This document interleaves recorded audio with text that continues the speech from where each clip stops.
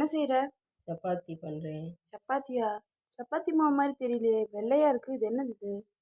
இது கோதுமை மாவு.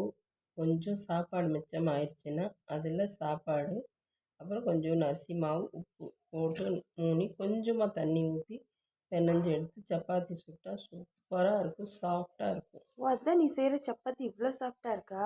ஆமாம், உனக்கு ஆமாங்க. இத்தனை நாளா நான் செஞ்சது. இப்போ தான் நான் பார்த்தேன். இங்கே பாருங்கள், சப்பாத்தி உங்கள் வீட்டில் ரொம்ப ஹார்டாக இருக்கும் இல்லையா?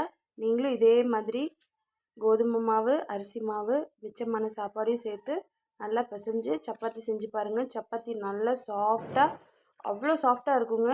நீங்கள் ட்ரை பண்ணி பாருங்கள். இல்லை எண்ணெயும் ஊற்றணுமாமே?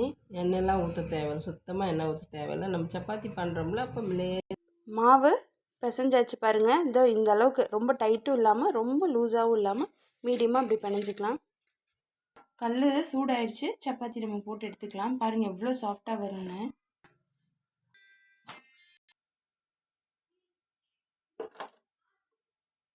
பாருங்கள் சப்பாத்தி பாருங்கள், நல்லா ஃபுல்கா மாதிரி வரும்.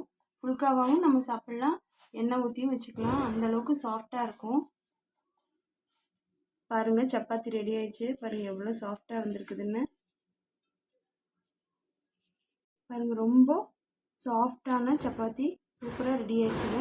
நீங்களும் இதே மாதிரி மிக்ஸ் பண்ணி செஞ்சு பாருங்கள், எப்படி இருக்குன்னு சொல்லுங்கள். தேங்க்ஸ் ஃபார் வாட்சிங்.